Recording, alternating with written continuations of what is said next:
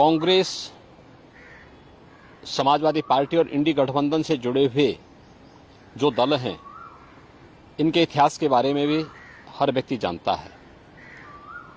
कांग्रेस का इतिहास बाबा साहब भीमराव अंबेडकर के द्वारा बनाए गए संविधान का गला घोंटने का रहा है।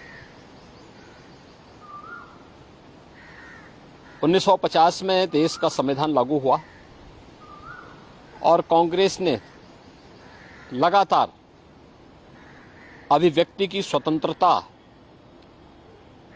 को रौंदने का मामला रहा हो या उसके बाद भी लगातार ये प्रयास किए कि वह संविधान को अपने तरीके से इस्तेमाल करे। जनता का शासन जनता के लिए है, जन भावनाओं का सम्मान हो, ये कभी भी उसने प्रयास नहीं किया। और इमरजेंसी तो देश की जनता आज भी नहीं भूली है। ये भी देश के संविधान का गला घोंटने जैसा था।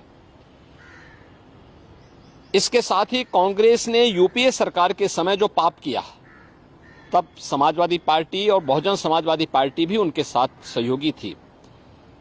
जब उसने अनुसूचित जाति, जनजाति और पिछड़ी जाति के हकों पर डकैती डालने के लिए, सेंधमारी करने के लिए उस समय जस्टिस रंगनाथ मिश्रा कमेटी और सच्चर कमेटी का गठन करके देश भर में संविधान विरोधी कार्य करते हुए धर्म के आधार पर आरक्षण देने का कुत्सित प्रयास किया था। इसके लिए इन्होंने माध्यम बनाया कि 27% जो पिछड़ी जाति के लोगों को मिलने वाला आरक्षण है, उस आरक्षण में 6% पिछड़ी जाति के लोगों को हिस्सा काट करके दे दिया जाए। इसी प्रकार से सच्चर कमेटी की रिपोर्ट के माध्यम से प्रयास किया गया था कि अनुसूचित जाति और जनजाति में मुस्लिम समुदाय के भी कुछ जातियों को शामिल करके उनके हकों पर में सेंधमारी की जाए। तो भारतीय जनता पार्टी थी जिसने उस समय भारी विरोध किया था और भारतीय जनता पार्टी के भारी विरोध के कारण कांग्रेस की मंशा पूरी नहीं हो पाई। कांग्रेस और इंडी गठबंधन से जुड़े हुए दलों के मंसूबे पूरे नहीं हो पाए, अन्यथा वे इस कार्य को उसी समय यूपीए गवर्नमेंट के समय कांग्रेस कर देती। कांग्रेस ने इसकी शुरुआत कर दी है कर्नाटक से। कर्नाटक में कांग्रेस ने पिछड़ी जाति के लोगों को मिलने वाले आरक्षण के लाभ में उसने सेंधमारी कर दी है। इलेक्शन कमीशन ने इसके लिए कांग्रेस नेतृत्व की कर्नाटक सरकार को तलब भी किया है। भारतीय जनता पार्टी बाबा साहब भीमराव अंबेडकर, भारत के संविधान निर्माताओं का पूरा सम्मान करती है और उनकी जो मंशा थी, उस मंशा के अनुरूप भारत के संविधान को सर्वोच्च मानते हुए अपने संवैधानिक दायित्वों का ईमानदारी पूर्वक निर्वहन करने की पक्षधर है।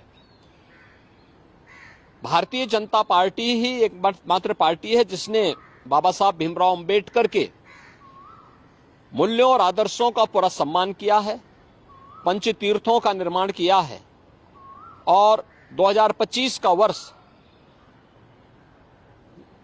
राष्ट्रीय जनजाति गौरव वर्ष के रूप में मनाने का भी निर्णय भारतीय जनता पार्टी ने अपने संकल्प पत्र में भी इस बात को कहा है।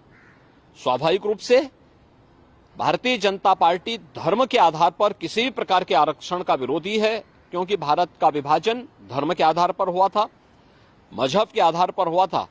भारतीय जनता पार्टी इसका विरोधी है, लेकिन अनुसूचित जाति, जनजाति और पिछड़ी जाति को मिलने वाले आरक्षण के लाभ का पूरी तरह पक्षधर है और भारतीय जनता पार्टी हमेशा इस व्यवस्था को लेकर के आगे बढ़ेगी। सर, आप ये कह सकते हैं कि कांग्रेस किसी एक राजनीतिक एजेंडे के तहत इस मामले को उठा रही है ताकि वो देखिए, कांग्रेस का नेतृत्व पूरी तरह फेल हो चुका है। आप देख रहे होंगे कि उनके लोग जब अपने स्वयं के नेतृत्व पर विश्वास न होने के कारण लगातार कांग्रेस के प्रत्याशी भी फील्ड छोड़ करके भाग रहे हैं। कहीं उनके प्रदेश अध्यक्ष इस्तीफा दे रहे हैं, कहीं पे उनके घोषित प्रत्याशी स्वयं अपनी प्रत्याशिता वापस लेकर के भारतीय जनता पार्टी के सदस्यता ग्रहण कर रहे हैं, और कहीं पर वे अपनी जानबूझ करके अपने नामांकन प्रपत्रों को अधूरा भरने का काम कर रहे हैं। ये नेतृत्व के प्रति इससे बड़ा विश्वास दूसरा नहीं हो सकता है। तो अपनी इस खींच को मिटाने के लिए वह इस ओर जनता का ध्यान न जाए, इसके लिए वह उल जलूल और मनगढ़ंत आरोप लगा करके देश के ध्यान को बांटने का प्रयास कर रहा है।